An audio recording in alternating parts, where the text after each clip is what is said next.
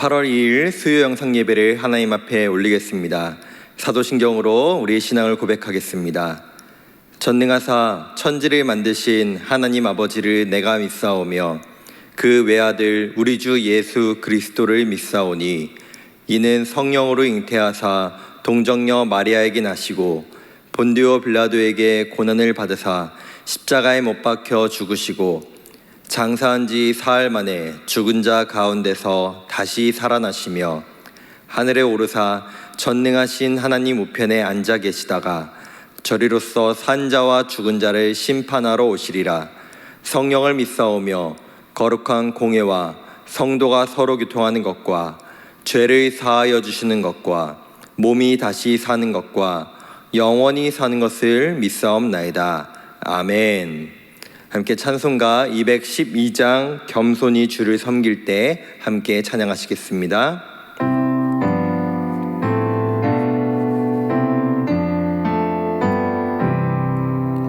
겸손히 주를 섬길 때 괴로운 일이 많으나 구주여 내게 힘주사 잘 감당하게 하소서. 인자말을 가지고 사람을 감화시키며 갈 길을 잃은 무리를 잘 인도하게 하소서. 구주의 귀한 인내를 깨달아 알게 하시고 굳건한 믿음 주셔서 늘 승리하게 하소서. 장래의 영광 비추사 소망이 되게 하시며 구주와 함께 살면서 참 평강 얻게 하소. 아멘. 아멘. 주를 따라가는 길이 비록 쉽지 않을지라도 그 주님 따라 말씀 따라 살아가시는 우리 성도님들 되시기를 소망하고 축복합니다. 이어서 찬송가 287장 예수 앞에 나오면 함께 찬양하시겠습니다.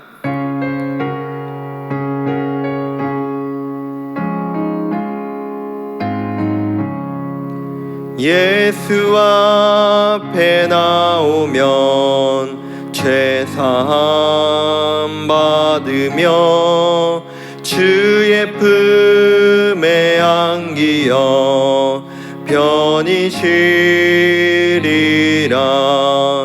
우리 주만 믿으면 모두 구원 얻으며 영생 복락 멸류관 확실히 받겠네.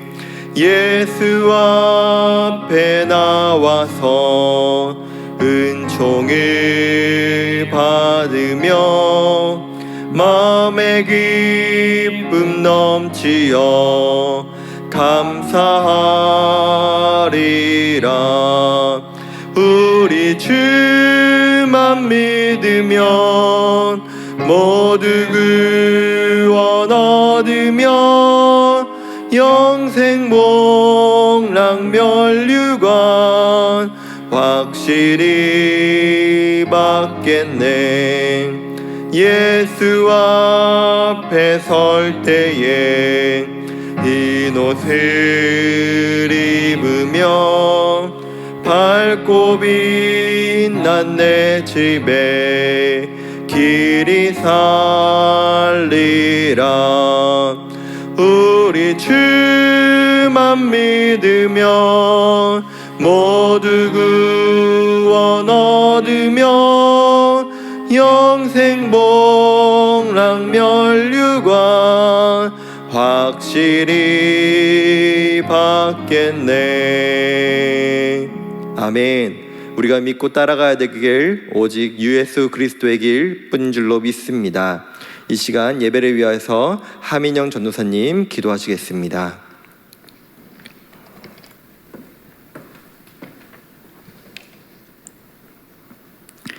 사랑과 은혜가 넘치시는 하나님 아버지, 우리를 구원하여 주심 참으로 감사를 드립니다.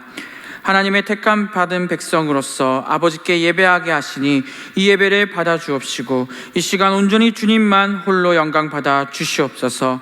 주님, 이 시간 회개의 영을 부어주시사 우리의 모든 더러운 죄성을 바라보고 주님 앞에 그대로 올려드리는 자들 되길 원합니다. 이 시간 주님 앞에 모든 죄를 정직하게 내어놓게 하여 주시사 하나님 안에서 순결한 주의 백성 되게 하여 주시고 그 죄악에서 벗어나 주의 이름으로 자유하게 하여 주시옵소서. 특별히 이 땅에 주님의 몸된 우리 일상교회를 세워주시니 감사를 드립니다. 주님, 더욱 크게 사용하여 주시옵소서. 더욱 힘있게 성장시켜 주시옵소서. 환경과 상황 가운데 낙심하지 않게 하시고 주님의 뜻을 헤아리게 하옵소서. 주님께서 주시는 지혜를 의지하게 하옵소서. 눈으로 보이지 않는 어둠이 가득 찬 이 시기에 주님을 더욱 의지하게 하시고 성도인 우리가 더욱 기도하게 하옵소서. 코로나로 인해 현지 상황들이 좋지 않습니다. 선교사님들 타지에서 많은 어려움들을 알아주시고 그들의 수고를 아시오니 지치지 않게 하시고 주님 나라 확장을 위해 헌신하는 그들을 지켜 주옵소서. 담임 목사님을 위해 기도합니다. 주여 목사님의 영육간의 강건함을 허락하여 주시사 하나님의 사역을 감당할 때에 지치지 않게 하여 주옵소서. 우리 목사님이 향하는 발걸음마다 주님의 놀라운 능력이 일어나게 하여 주시고 목사님의 기도를 통해 모든 사역들이 형통케 하여 주옵소서. 단위의 오성진 목사님을 세워주신 감사합니다.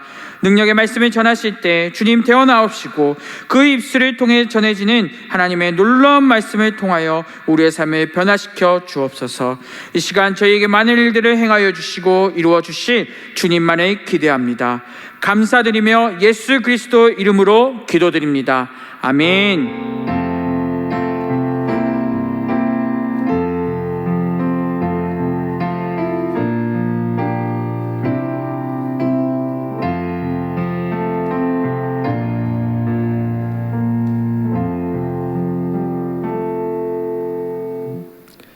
하나님 말씀 받겠습니다. 이 복된 시간 우리에게 주시는 하나님 말씀은 신약성경 마가복음 6장 14절에서 20절까지 말씀입니다. 신약성경 마가복음 6장 14절에서 20절까지 말씀, 신약성경 62면에 있습니다. 오늘 말씀의 제목은 의롭고 거룩한 사람입니다. 제가 봉독하겠습니다. 이에 예수의 이름이 드러난지라 헤롯 왕이 듣고 이르되 이는 세례 요한이 죽은 자 가운데서 살아났도다. 그러므로 이런 능력이 그 속에서 일어나느니라 하고 어떤 이는 그가 엘리야라 하고 또 어떤 이는 그가 선지자니 옛 선지자 중에 하나와 같다 하되 헤롯은 듣고 이르되 내가 목벤 요한 그가 살아났다 하더라. 전에 헤롯이 자기가 동생 빌립의 아내 헤로디아에게 장가든 고로 이 여자를 위하여 사람을 보내어 요한을 잡아 옥에 가두었으니 이는 요한이 헤롯에게 말하되 동생의 아내를 취한 것이 옳지 않다 하였음이라. 헤로디아가 요한을 원수로 여겨 죽이고자 하였으되 하지 못한 것은 헤롯이 요한을 의롭고 거룩한 사람으로 알고 두려워하여 보호하며 또 그의 말을 들을 때에 크게 번민을 하면서도 달갑게 들음이러라. 아멘. 사랑합니다. 네, 저는 계속해서 마가복음 하나님 말씀을 함께 우리 나누고 있습니다. 마가복음은 1장 1절에서 하나님의 아들 예수 그리스도의 복음의 시작이라는 구절로 시작을 합니다. 이 복음이라는 것은 헬라어 유앙겔리온이라는 단어로 어떤 큰 전쟁에서의 승리 또는 새로운 왕조의 탄생 등을 의미하는 단어였습니다. 그런데 이 복음이 시작된다는 것, 이 복음이 시작되면서부터 예수님께서 바로 마가복음에서 등장하지 않으시고 먼저 나오는 것은 바로 세례 요한이었습니다. 이 세례 요한은 이 유대인들에게 회개의 세례를 받아야 한다라고 외치며 그들에게 가장 먼저 우선해야 될 것은 회개라고 외치며 그들에게 세례를 주었습니다. 그리고 예수님은 이 세례 요한의 사역을 이어받으시죠. 그 앞부분의 내용 이후로 마가복음에서는 이 세례 요한이 계속해서 등장하지 않다가 우리가 오늘 읽은 6장에서 등장하는데요. 사실 이 등장하는 내용도 이미 죽고 난 이후의 내용을 다루고 있는 내용이었습니다. 오늘 본문 14절과 16절에서 헤롯이 듣다라는 표현이 나오는데 이것은 바로 예수님에 대한 소문을 들었다라는 내용을 다루고 있는 것입니다. 이것은 첫 번째로는 예수님의 영향력이 이 유대 사회 가운데 계속해서 커져가고 있었다라는 것을 의미하고, 두 번째로는 예수님의 그 사역이 마치 과거의 어떤 한 사람을 헤롯이 생각나게 하도록 하였다는 건데 그것이 바로 세례 요한이었습니다. 즉 예수님의 사역과 예수님의 행하시는 일들이 세례 요한의 사역과 너무나 비슷했기 때문에 이 헤롯은 그 세례 요한이 바로 생각났고 두려워하게 되었다는 것이죠. 우리가 읽었던 이 6장 앞부분에 보시면은 예수님께서 제자들을 전도 보내시는 내용이 나와 있습니다. 거기서도 마찬가지로 제자들에게 가는 곳마다 회개를 선포하라 라고 하십니다. 실제로 제자들은 가는 곳마다 그곳에서 회개를 선포했고 사람들은 회개하며 또 귀신이 쫓아내는 일들을 그들은 행하게 되었습니다. 그러니 당연히 이 헤롯은 지금 예수님의 사역들을 통해 제자들의 사역을 통해 세례 요한이 생각날 수밖에 없었던 것입니다. 그리스 로마 시대는 환생과 전생이라는 사상에 대해서 믿고 있었습니다. 즉 유대인이 아니었던 이 헤롯이 당연히 그 영향을 받아 세례 요한이 다시 환생했나라는 생각을 할 수 있었던 것입니다. 분명히 자신이 세례 요한을 죽였는데 같은 일들이 벌어지고 있었기 때문입니다. 사실 오늘 우리가 20절까지 읽었지만 오늘 본문의 내용은 29절까지 이어지는 내용입니다. 너무나 잘 아시는 내용이기도 하지만 마치 예전에 KBS TV에서 반영했던 사랑과 전쟁 같은 어떤 내용이 이 성경에서 다루어집니다. 성경에는 헤롯이라는 사람이 참 많이 등장하기 때문에 성경에서 헤롯이다 라고 얘기하면 이 사람이 과연 누구인가 우리에게 헷갈리게 마련입니다. 오늘 본문에 나오는 헤롯은 우리가 잘 알고 있는 헤롯 대왕과는 다른 사람입니다. 수십 년 전 예수님께서 탄생하실 때에 2살 이하의 아이들을 모두 죽이라고 명령했던 사람이 바로 헤롯 대왕, 헤롯 1세고 이 오늘 나오는 헤롯이라는 사람은 그 헤롯 1세의 아들이었는데요. 그 헤롯 1세에게는 아들이 11명이 있었습니다. 그 중에 헤롯 빌립이라는 아들이 한 명이 있었는데 이 헤롯 빌립이라는 사람은 왕권에 전혀 관심이 없었고 이 사람은 그저 유흥하고 그저 유유자적하기를 원했던 사람이었기 때문에 로마로 건너가서 살게 됩니다. 그런데 이 로마로 건너가기 전에 오늘 본문에 나오는 헤로디아라는 여인과 결혼해서 함께 로마로 가서 살게 됩니다. 그런데 그 왕권을 이어받은 오늘 나오는 헤롯 2세, 헤롯 안티파스라는 이 왕이 로마로 갔다가 이 헤로디아라는 여인을 보게 됩니다. 그리고 그 두 사람이 눈이 맞아서 이 헤롯 안티파스가 자신의 형제였던, 자신의 동생이었던 헤롯 빌립의 아내였던 이 헤로디아를 뺏어서 지금 다시 이렇게 데려오게 되는 내용이었던 것이죠. 그런데 이것이 기가 막힌 것인 게 헤롯 안티파스에게는 원래 아내가 있었습니다. 헤롯 안티파스에게는 나바티안이라는 왕국의 공주와 이미 결혼을 한 상태였는데 헤로디아를 데리고 오면서 이혼을 해버립니다. 그래서 심지어 이 나바티아 왕국과 전쟁까지 일어나게 되는 사건이 발생하게 됩니다. 그런데 이 헤롯 안티파스는 원래도 유대인들에게 인기가 없던 사람이었습니다. 세 가지 이유가 있었는데요. 첫 번째로는 이 헤롯 안티파스는 친로마적이었던 사람이었습니다. 당연히 로마가 이 사람에게 왕권을, 분봉왕이라는 왕권을 부여했기 때문에 당연하기도 했지만 좀 과한 부분이 있었습니다. 게네사렛 호숫가에 이 티베리우스 황제의 이름을 따서 티베리아라는 이름의 수도를 건설하기까지 했습니다. 그리고 두 번째로 이 유대인들이 싫어했던 이유는 헤롯 대왕과 이 사마리아 여인 사이에서 낳은 아들이었기 때문입니다. 사마리아에 대해서 유대인들이 극도로 싫어하는 것을 너무나 잘 아실 거라 생각됩니다.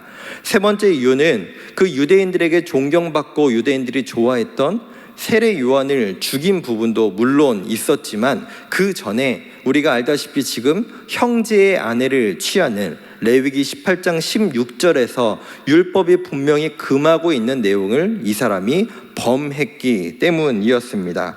그런데 중요한 것은 이 사람이 분명히 율법을 범했고 유대인들이 너무나 싫어하는 그 죄를 지었음에도 불구하고 이 헤롯 안티파스는 헤롯 대왕과 같이 그 포악한 면을 그대로 닮았기 때문에 아무도 그 왕에게 나가서 아무도 얘기하지 못했던 것이 당시의 상황이었던 것이죠.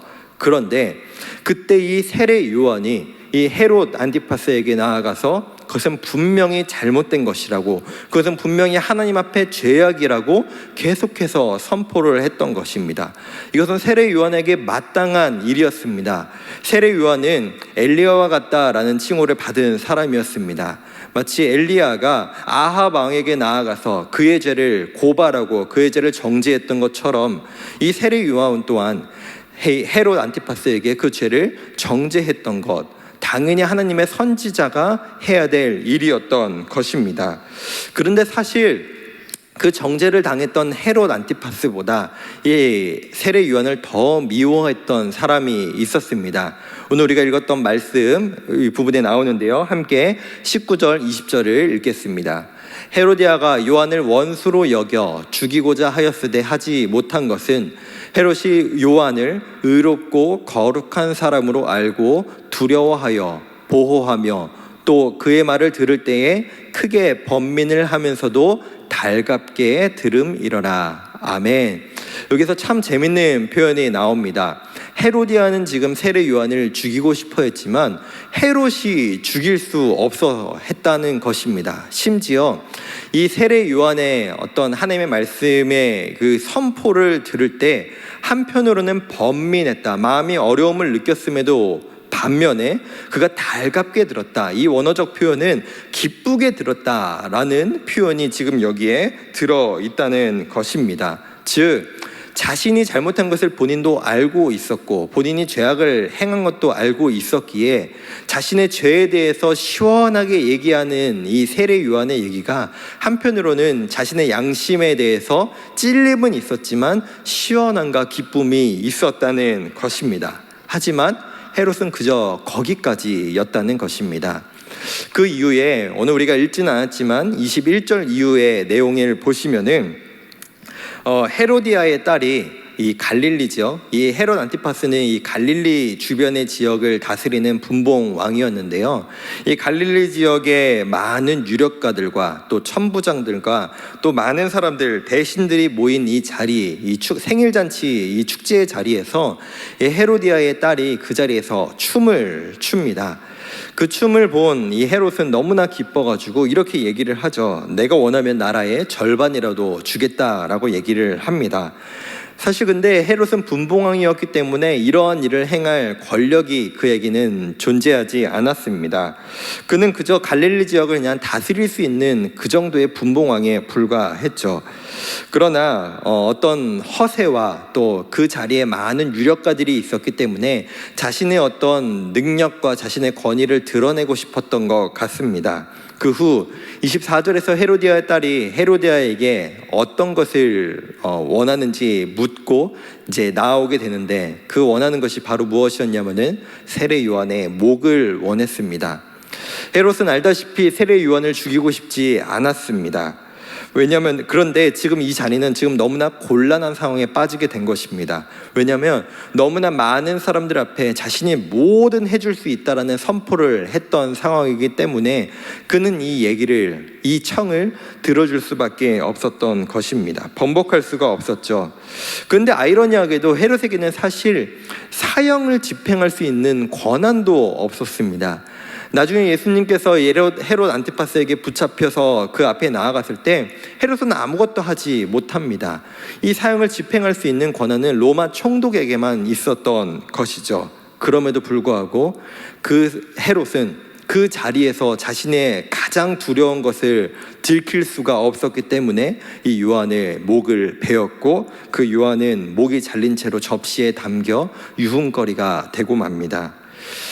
사실 이 사건은 이 세례 요한의 제자들에게, 또 믿는 자들에게 얼마나 속상하고 또 얼마나 답답한 사건인지 모르겠습니다. 이 세례 요한이라는 사람은 하나님의 선지자로서 하나님의 말씀을 그저 대언했던 사람으로서 그대로 살았던 사람이었습니다. 그리고 한 번도 자기 자신이 엄청나게 드러나지도 못했던 것이죠.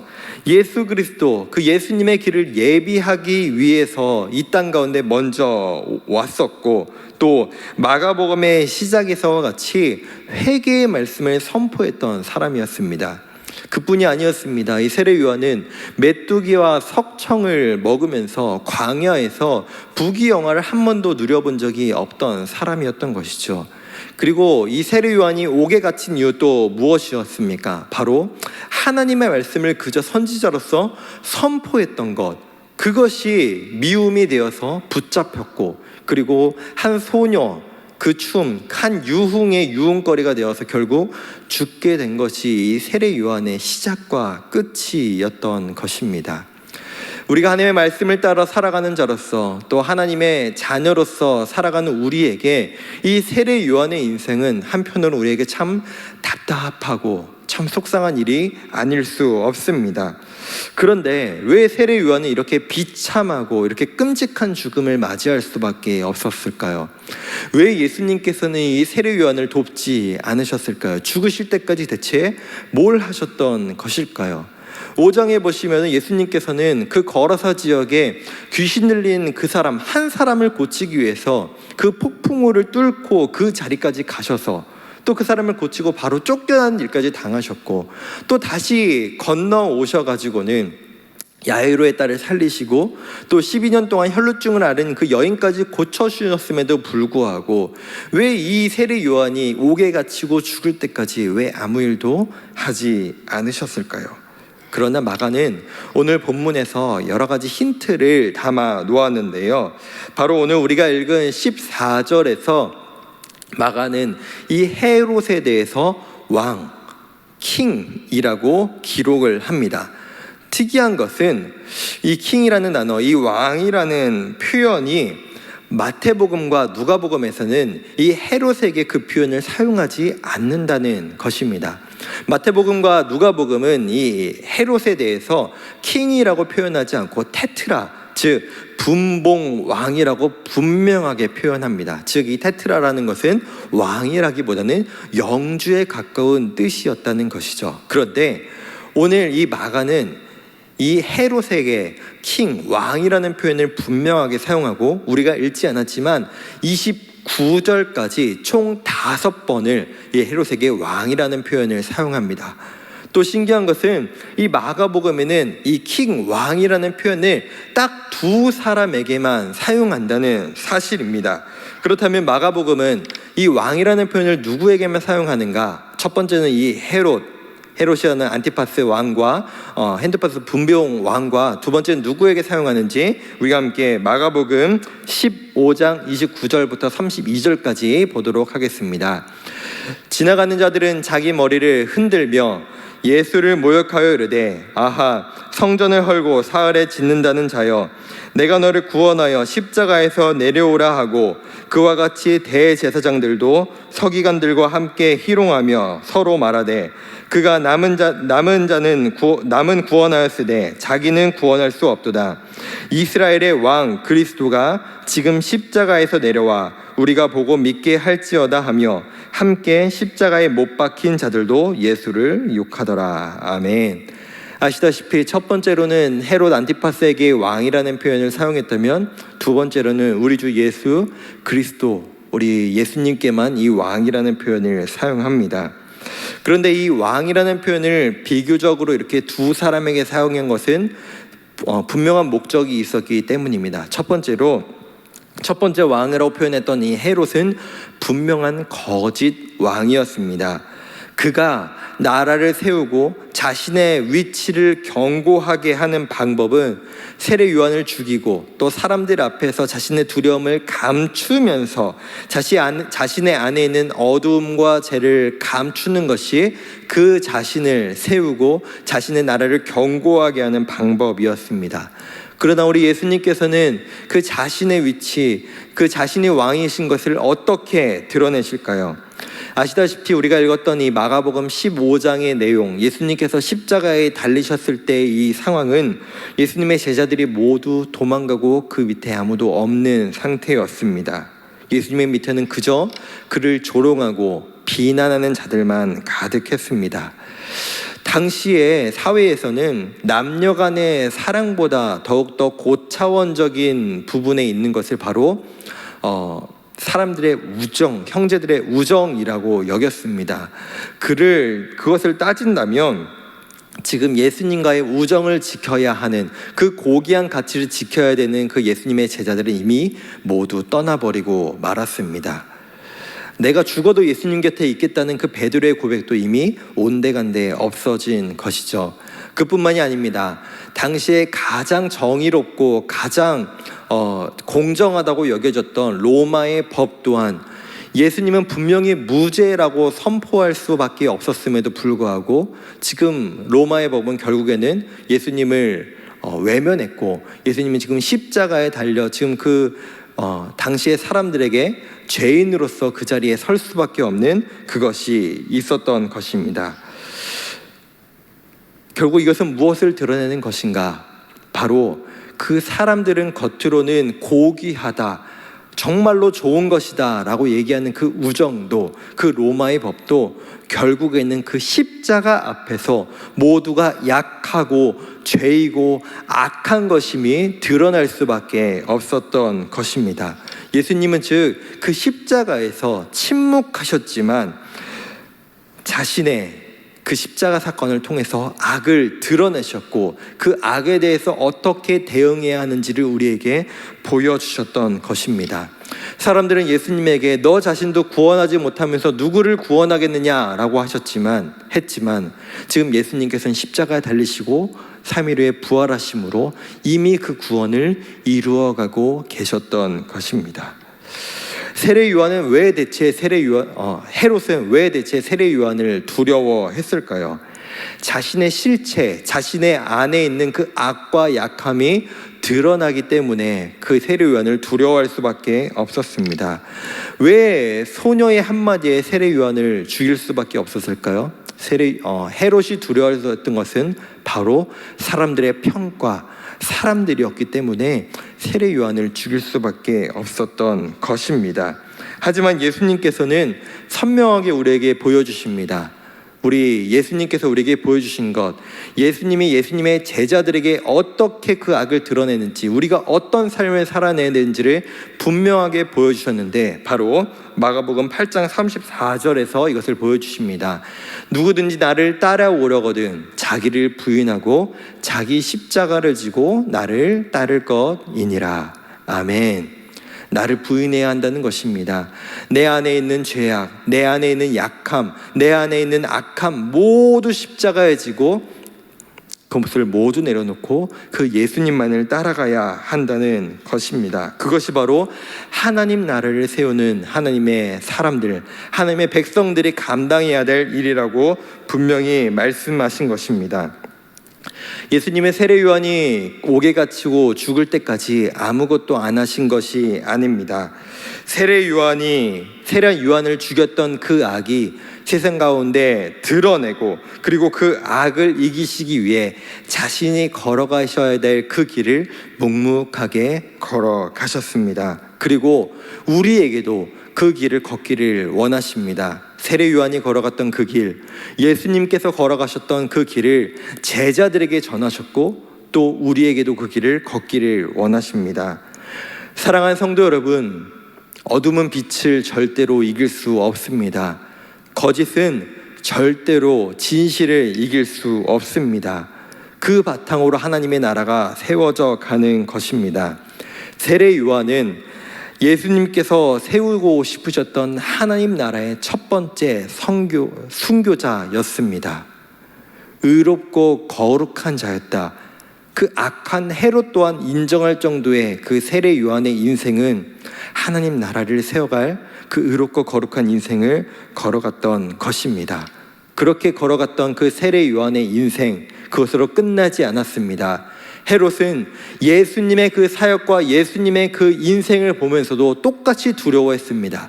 자신이 죽인 그 세례 요한의 길을 또 누군가가 걸어가고 있었기 때문입니다.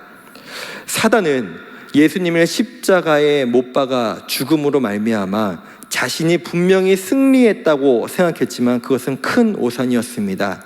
예수님의 말씀에 따라, 그분이 보여주신 그 진리의 길을 따라, 구원의 길을 따라 자신의 목숨도 아깝게 여기지 아니하고 걸어갔던 수많은 제자들과 수많은 사도들이 등장했고, 그리고 그 길을 지금까지도 끊임없이 하나님의 성도들이 걸어가고 있습니다. 바로 예수님을 알고 예수님 앞에 자신의 삶을 드리기를 고백하고 그렇게 헌신했던 하늘의 미랄 같은 성도들이, 의롭고 거룩한 길을 걸어갔던 성도들이 계속해서 있었기 때문입니다.